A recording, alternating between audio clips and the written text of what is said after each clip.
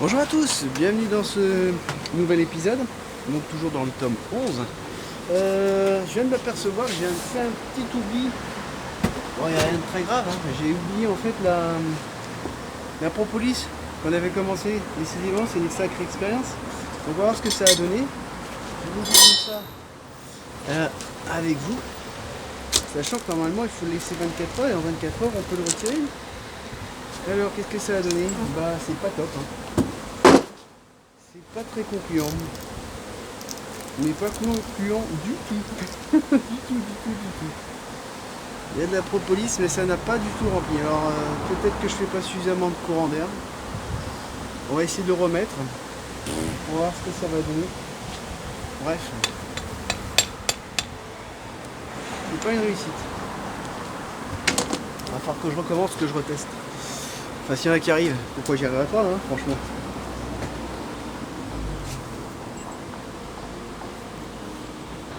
Ce que je compte faire du coup, c'est...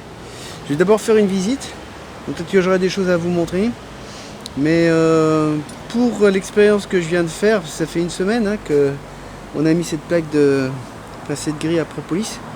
C'est de rajouter un peu plus de courant d'air.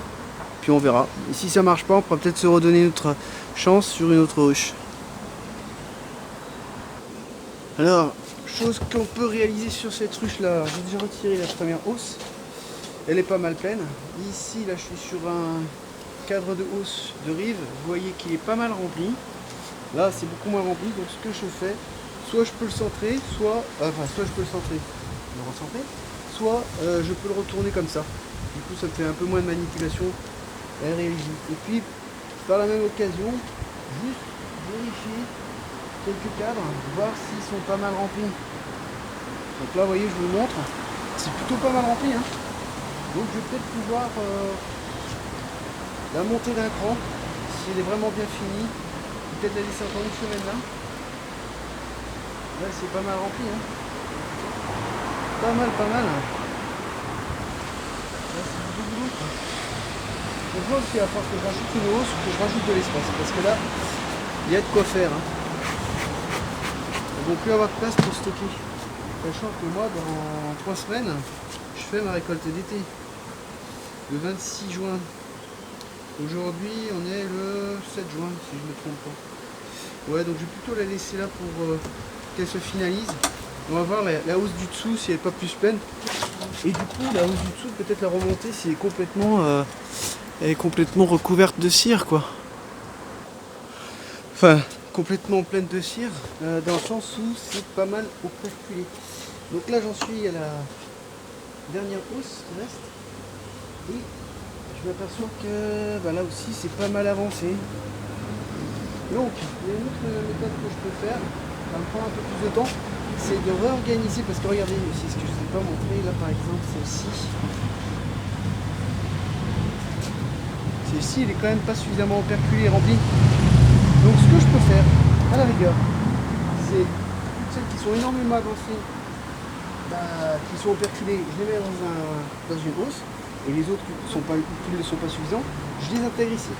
Et comme ça, celles qui sont complètement operculées, regarde, si c'est suffisamment operculé, je les mets sur la hausse du dessus, comme ça fait moins de travail pour le passage et avoir plus de proximité pour récolter le miel et travailler sur l'essentiel de manière là où c'est le plus accessible, rapidement. Sinon, ma vie se poursuit de manière tout à fait standard, de pouvoir vérifier l'état d'avancement du couvain, s'il y a suffisamment d'espace, s'il y a toujours des œufs, si elles pond toujours, bien entendu, et d'éviter l'essaimage en surveillant s'il y a des suies royales ou pas. Donc ça, c'est une cire gaufrée pour votre information que j'ai intégrée il y a une semaine. Elle a été complètement bâtie. Après, je sais pas si on peut le voir, je vais pas trop m'approcher de la caméra parce que moi je me retire du sang, j'ai pas envie de trop les embêter, je vous l'ai déjà montré dans différentes vidéos donc je vais pas vous le remontrer, mais là il y a vraiment beaucoup d'œufs, donc c'est que ça fonctionne bien.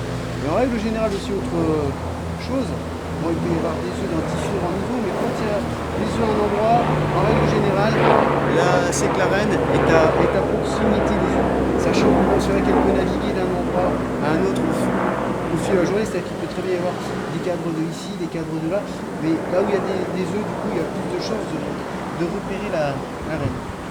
Sachant que cette reine-là, c'est une reine rouge, donc qui commence à avoir un certain âge, mais qui fonctionne bien, qui m'apporte pleine satisfaction en tout cas.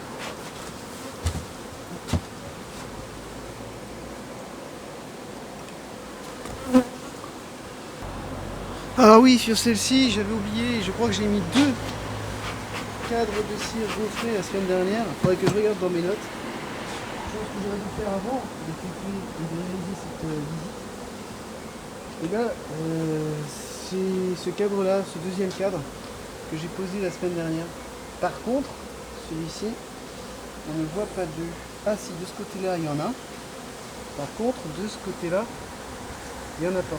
Alors ce que je peux faire, hop, vous voyez, c'est retourner dans ce sens pour donner la possibilité à avoir un accès plus rapide, parce que j'ai l'impression qu'elle est plus en train de prendre de ce côté-là. Sachant que ce cadre-là, je viens de le voir, est complètement bâti, il n'y a aucun œuf, ils sont tous vides, donc là, elle a de la place. Elle a de la place, elle a de quoi faire. Autre point, on arrive en plus à son apogée en termes de ponte, parce que le 21 juin, c'est d'ici peu, d'ici 2 petites semaines. Et c'est là où il y a le jour le plus long, bien évidemment, mais du coup, c'est là où la reine pond le plus. En termes de nombre, ça peut monter jusqu'à 2000. J'ai vu sur internet 2500, méfiance. Moi je dirais que ça fait déjà 2000, c'est déjà pas mal par jour. C'est une bête de course. Et puis, faut y aller. Non, bah rien de particulier pour cette ruche qui est relativement forte. J'avais déjà pas mal puisé à plusieurs reprises d'ailleurs,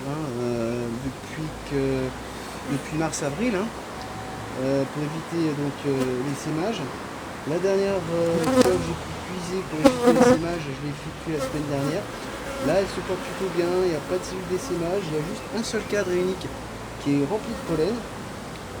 Et là, ces 9 cadres, c'est essentiellement du couvain, il y a encore des cadres à remplir, il y a de quoi faire, on va le laisser tel quel, en espérant que je n'aurai pas encore d'autres cadres à puiser. Là, je pense que je vais arriver plus ou moins à la fin.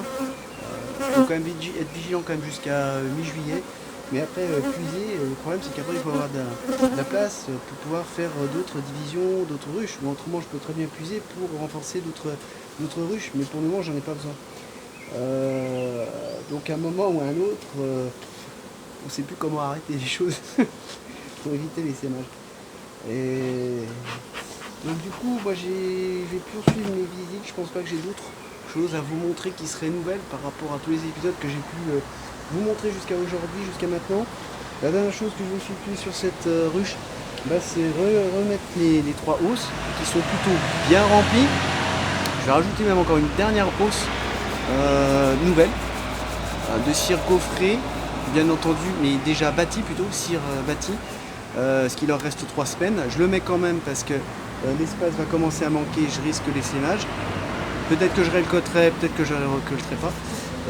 Et puis la dernière étape que je vais effectuer aujourd'hui, que je vous montrerai pas parce que je vais arrêter l'épisode là maintenant, parce que je vais refaire exactement la même manipulation que la dernière fois, c'est remettre la grille à propolis. Et puis si ça donne quelque chose, à ce moment-là, je le partagerai avec vous, avec grand plaisir.